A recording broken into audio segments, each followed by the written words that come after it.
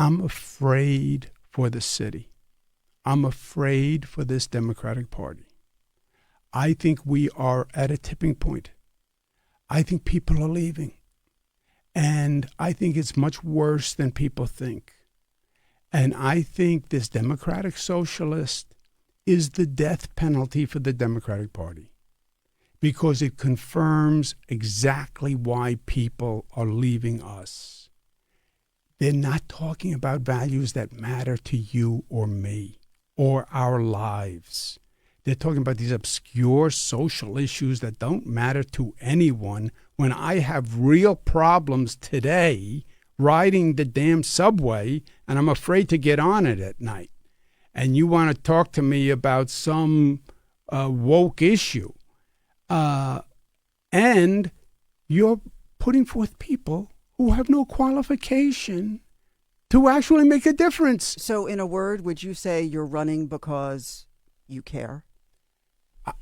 This city to me is everything. I love this city. I couldn't imagine being anywhere else. And I'm afraid it's in peril. And my family, my father, my brother in his way, we dedicated our lives to good government and making New York better and civil society. And I spent my life doing it. And to see the city, after everything we've all done, to see it teetering, it frightens me, it motivates me, and it breaks my heart. And I get these young people and a fresh face and change. And yeah, but change can be for the better or it can be for the worse. It's not change is always good. Change is risk, and it can be a positive or a negative.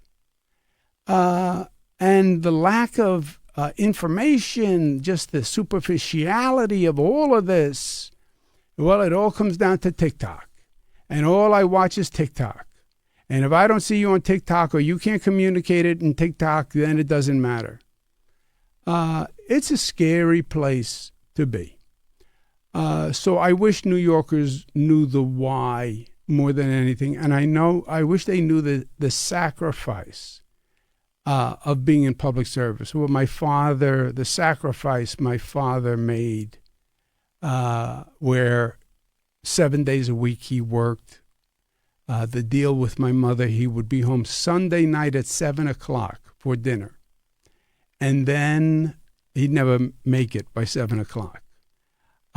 All our lives. And was it sauce or gravy? It was, well, it depends whether it was the Sicilian grandmother over or the Napolitan grandmother over. So the sacrifice is so real.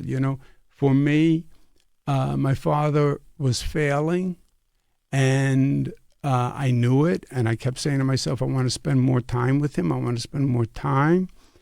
But every day there was another crisis.